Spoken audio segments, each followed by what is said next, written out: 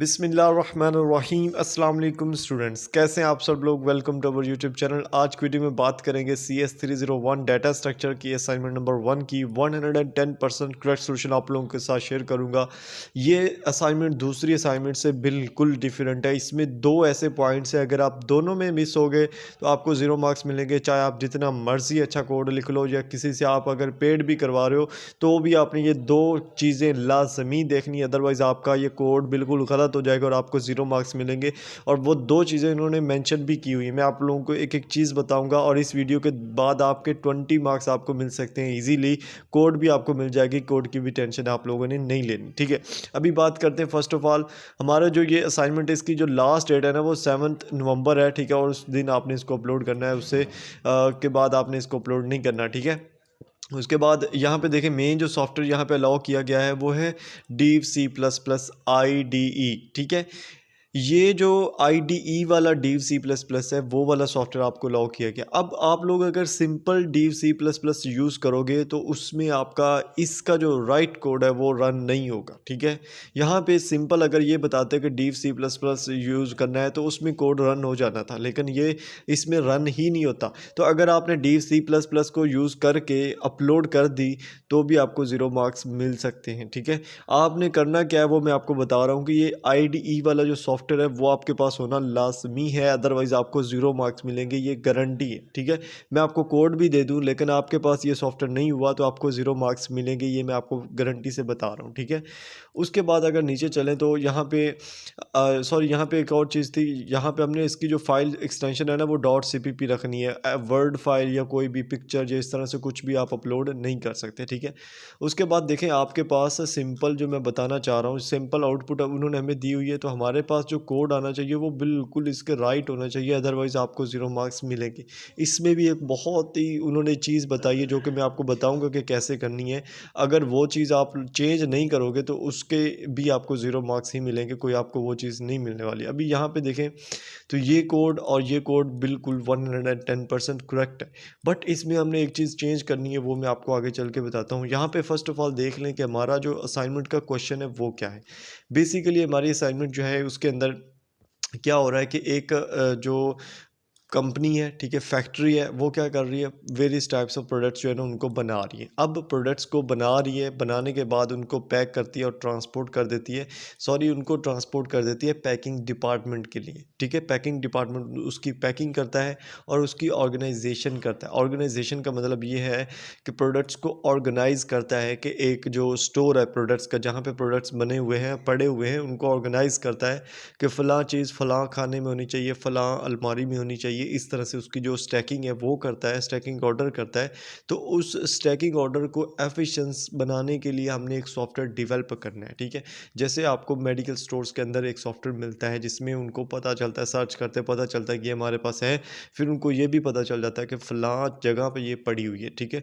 तो वो वहाँ से उठा सकते हैं। अब इसी तरह ही हमने एक सॉफ्टवेयर बनाना है जो कि इसमें हमने यूज़ करना है, और इस सॉफ्टवेयर के लिए हमारे पास दो क्लासेस हैं, यानी कि एक प्रोडक्ट है और दूसरा स्टैक है। एक तो प्रोडक्ट होगा कि प्रोडक्ट आईडी होनी चाहिए, प्रोडक्ट मतलब कि प्रोडक्ट ढूंढना है हमें, लेकिन प्रोडक्ट का भी पता होना कि फ़लाँ प्रोडक्ट ढूंढना है, मतलब कि ये प्रोडक्ट की शनाख्त के लिए, आइडेंटिफाई करने के लिए प्रोडक्ट हमने यूज़ करना है। और दूसरा हमने यूज़ करना है स्टैक, मतलब कि फ़लाँ प्रोडक्ट है तो वो किस अलमारी में पड़ा है, किस खाने में पड़ा है, ये चीज़ें हमने इसमें मेंशन करनी है।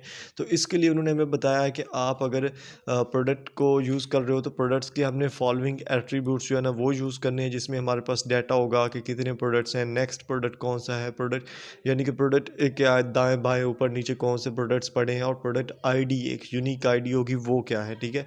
और इसी तरह प्रोडक्ट्स के कुछ फंक्शंस होंगे जिसमें गेट प्रोडक्ट है, सेट इन इनिशियल डाटा है, गेट नेक्स्ट है, सेट नेक्स्ट है। इस तरह के ये जो फंक्शंस हैं इनको हम अपने कोड के अंदर यूज़ करने वाले हैं, ठीक है। और उसके बाद जो स्टैक होगा, स्टैक के अंदर हमारे पास एट्रीब्यूट्स होंगी, जैसे हमने ऊपर प्रोडक्ट की देखी। और स्टैक के लिए हमारे पास कुछ फंक्शंस होंगे कि हमने अपने स्टैक को किस तरह से पुश करना है, किस तरह से टॉप वाला देखना है, किस तरह से पॉपअप वाला देखना है, ठीक है। वो सारी चीज़ें हम यहाँ पे देखेंगे। तो होना क्या है, मेन जो यहाँ पे अगर आप देखो, यहाँ पे हमने बहुत क्लासेस के लिए ऑब्जेक्ट्स क्रिएट करने हैं, बट यहाँ पे उन्होंने हमें ना एक चीज़ क्लियरली बताई। यहाँ पे अगर आप ये वाली आईडी पढ़ो कि ये लाइन पढ़ो, इसमें उन्होंने बताया कि जो प्रोडक्ट की ऑब्जेक्ट सेट वैल्यू है, प्रोडक्ट आईडी हम जिसको बोलते हैं कि फॉर एग्जांपल फलां प्रोडक्ट है उसकी ये आईडी है, वो इन्होंने यहाँ पे मेंशन कर दी है कि जो आपकी प्रोडक्ट आईडी है ना वो 24 है। ठीक है, हमारे पास जो यहाँ पे प्रोडक्ट की आईडी है ना, अगर आप यहाँ पे कोड में देखो तो यहाँ पे कोड में भी 24 है। ठीक है, ये इसकी प्रोडक्ट आईडी है, लेकिन जो आगे 70 लिखा हुआ है ना, ये 70 हमारी अपनी स्टूडेंट आईडी के लास्ट वाले 2 डिजिट्स होने।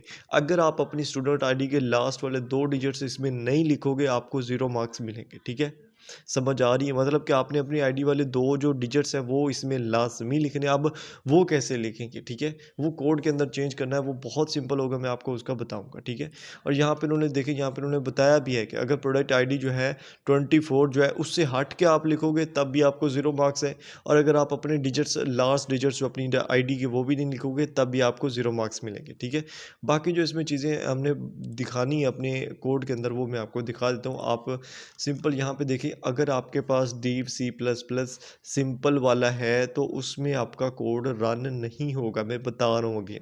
ठीक है, आपके पास deep C plus plus IDE वाला जो है सॉफ्टवेयर वो होना चाहिए, उसके साथ ही आप इसको रन कर सकते हो। मेरे पास जो है ना ये इम बार का कैड्रो, ठीक है, ये इसका नाम है, इम बार कैडेरो। ठीक है, ये मैं यूज़ कर रहा हूँ, इसमें ये रन हो रहा है, लेकिन इसके साथ मैं इसको सेव करके उधर अपलोड नहीं करूँगा, मैं Dev C plus plus use करूँगा, वो अभी मैं देख रहा हूँ, वो प्रॉपर मुझे भी नहीं मिल रहा।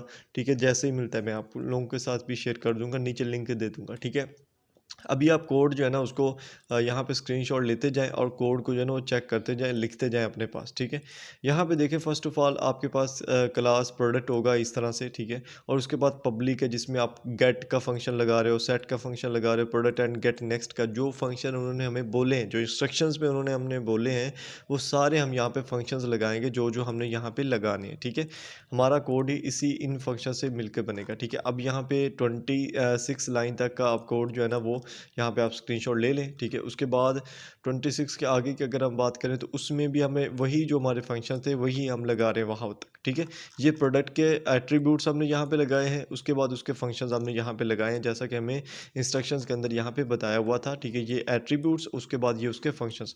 अब हम क्या करेंगे, हम अब जो स्टैक है उसके लगाएंगे। यहाँ पे स्टैक है जो हमारे पास क्लास स्टैक, उसके हमने जो है ना एट्रीब्यूट्स लगा दिए, और उसका जो बाद उसका जो फंक्शन है हमारे पास वो हमने यहाँ पे लगा दिए। ठीक है, अब उसके बाद जो हमारे पास पॉप अप, ये जो टॉप अप का है, टॉप का है या पॉप का, ये फंक्शंस हैं क्लास के ही है। ठीक है, इसके हमारे पास जो स्टैक है उसके हैं। ठीक है, उसके बाद यहाँ पे आए, हमारे यहाँ पे प्रोडक्ट आईडी आ जाती है। ठीक है, प्रोडक्ट आईडी में हमारे पास जो है, यहाँ पे देखें मेन जो चीज़ यहाँ पे करने वाली है ये वाली। ठीक है, इसमें मैंने साथ में लिख दिया example last 2 digits of student ID, मतलब कि आपने अपनी आईडी के यहाँ पे 2 डिजिट्स लिखने हैं। ठीक है, और 2 डिजिट्स आपकी आईडी के कुछ भी हो सकते हैं। फॉर एग्जांपल आपकी आईडी के दो जो लास्ट 2 डिजिट्स हैं वो आपके हैं 1 2, तो सिंपल आपने वो लिख देने कि मेरे डिजिट्स के हैं, जो एंड वाले 2 डिजिट्स बनते हैं आपके, एंड वाले 2 डिजिट्स वो आपने लिखने हैं। ठीक है, ये करने के बाद आपने यहाँ से कुछ भी चेंज नहीं करना। ठीक है, उसके बाद आए नीचे अगर, तो यहाँ पे ये आपका आउटपुट आएगा कि स्टूडेंट आईडी फलां आ रही है। ठीक है, उसके बाद ये लाइन आ रही है, इस लाइन को आप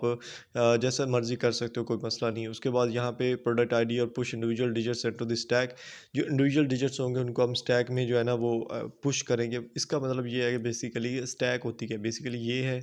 ठीक है, इस तरह ये होती स्टैक, ऊपर नीचे जो चीज़ें रखी होती है उसको हम बोलते हैं स्टैक। अब हमने कोई भी न्यू जो इंडिविजुअल है, जो प्रोडक्ट है, उसको हमने पुश करना है इन इन स्टैक के दरमियान में, यानी कि इसके अंदर यहाँ पे पुश करना है, यानी कि वो ऊपर आए नीचे आए, तो इस तरह से वो वाली चीज़ हमने यहाँ पे पुट करनी है। ठीक है, और ये सारा फंक्शन पुट करने के बाद हमारे पास सारा आ जाएगा जो जो हमें उन्होंने हमें पूछा है। हमारे जो असाइनमेंट क्वेश्चन के अंदर बताया गया है कि आपका टॉप एलिमेंट क्या है, आपका फर्स्ट एलिमेंट क्या है, सेकंड क्या है, और top of element of the stack वो क्या है। ठीक है, वो सारे यहाँ पे आ जाएंगे। ठीक है, अभी ये कोड जो है ना मैं आपको बता दिया। ठीक है, किस तरह से आपने इसको लिखना है। उसके बाद आपने रन पर क्लिक करते हैं, जैसे आप रन पर क्लिक करेंगे हमारे पास ये वाली जो प्रोडक्ट आईडी के साथ हमारा आ जाएगा। अभी देखें यहाँ पे प्रोडक्ट जो आईडी है वो 1 2 होगी। 1 2 का मतलब ये है कि हमने चेंज किए जो हमारी स्टूडेंट आईडी के एंड वाले लास्ट 2 डिजिट्स थे। ठीक है, बाकी 24 आपने सेम एज इट रखना है। अब उसके बाद देखें ये वाला सारा, ये वाला सारा और ये वाला सारा जो है ना, ये बिल्कुल राइट है, 110% राइट है। हमारे पास जो इन्होंने आउटपुट दिया है उसके अकॉर्डिंग हमने चलना है। जस्ट इसमें चेंजिंग क्या हुई है हमारी, जो हमने अपनी स्टूडेंट आईडी लिखी है, उसके अलावा हमने कुछ भी चेंज नहीं किया। और अगर आप इन दोनों जो आउटपुट्स आई हुई हैं आपके सामने, ये पहली आउटपुट जो आपके सामने है ये वाली, और ये दूसरी आउटपुट, दोनों को अगर देखें तो बिल्कुल राइट है, एक दूसरे के साथ मैच करती हैं, और यही चीज़ आपने वहाँ पे भी करनी है, ठीक है। अब इसके अलावा जो है ना, यहाँ पे आपने कुछ भी नहीं करना, ठीक है। ये आपका यहाँ पे असाइनमेंट का जो सॉल्यूशन है वो कंप्लीट हो जाएगा, ठीक है। आप अगेन कोड को, मैं अगेन कोड को आस्ता आस्ता से नीचे करता हूँ, आप इसकी स्क्रीनशॉट ले सकते हैं। 26 लाइन तक है, ठीक है। उसके बाद आप ये 27 से 51 लाइन तक आप स्क्रीनशॉट ले लें इसका, ठीक है। और 51 से आप आगे का स्क्रीनशॉट ले सकते हैं 75 तक का, ठीक है। और अभी 75 से 100, ठीक है। और उसके बाद एंड, ठीक है। ये आपके सामने इसके आगे सारा कोड, ठीक है। इसको आपने एज इट लिख लेना है, और अपनी आईडी जो है ना उसको लास्ट में लिख लेना। और ये जो साथ में लिखा हुआ है last 2 digits of the student ID, इसको आप यहाँ पे मेंशन कर सकते हो कि last 2 digits of my student ID. उसके बाद आप यहाँ पे लिख सकते हो सिंगल, यानी कि माई स्टूडेंट आईडी, आप यहाँ पे चेंज कर सकते हो इसको, ठीक है। ये बेसिकली होते हैं कमेंट्स होते हैं। ये जो स्लैश होती है, स्लैश के लगा के आप यहाँ पे कुछ भी लिख सकते हो। इसके अंदर आप कुछ भी लिख सकते हो कोड के अंदर, सिर्फ अगर आपने स्लैश लगाई हुई है। बहुत से आपको लोग बताएंगे नहीं, ठीक है, मैं बता रहा हूँ, ठीक है। स्लैश लगा के आप यहाँ पे अपनी पूरी आईडी भी लिख सकते हैं, जो भी आपकी आईडी हो, ठीक है। आप पूरी आईडी भी अपनी लिख सकते हो। उसके अलावा आप अपना नेम भी लिख सकते हो। इससे क्या होता है, कोड जो होता है वो यूनिक हो जाता है, ठीक है। समझ आ रही है आपको? इस तरह से भी आप इसका कर सकते हो, ठीक है। ये सिंपल सोल्यूशन होता है कि आप कोड भी यूनिक हो जाता है, और इसमें आप मज़ीद भी ऐड कर सकते हो। जैसे हमारे पास फॉर एग्जांपल प्रोडक्ट की यहाँ पे क्लास हमने लिखी है, तो यहाँ पे आप लिख सकते हो कि ये प्रोडक्ट क्लास है, प्रोडक्ट क्लास हो रही है, आई राइट प्रोडक्ट क्लास ईयर, ठीक है। और प्रोडक्ट फंक्शन इसी तरह के स्टैक के और सारा कुछ, ठीक है। मतलब आप अपनी मर्ज़ी से लिख सकते हो, ठीक है, सिंपल इन वर्ड्स। तो उसके बाद आपने आउटपुट निकालनी है, और आउटपुट निकाल के जो आपकी फ़ाइल आएगी वो आपकी .cpp में ऑलरेडी सेव होगी। जैसे मैं आपको अगर दिखाऊं यहाँ पे आई थिंक मैं दिखा देता हूँ आपको, ठीक है। ये जो फाइल आती है सेव होके, वो इस तरह से आपको शो होती है। ये जैसे ये शो हो रही है आपको, ठीक है। ये .cpp की फ़ाइल है, ये सेम आपने अपलोड करनी है। आपने जैसे ये MS वर्ड की है, यहाँ पे आगे भी लिखा हुआ है कि ये MS वर्ड है, ठीक है। इस वाली फ़ाइल को आपने नहीं अपलोड करना।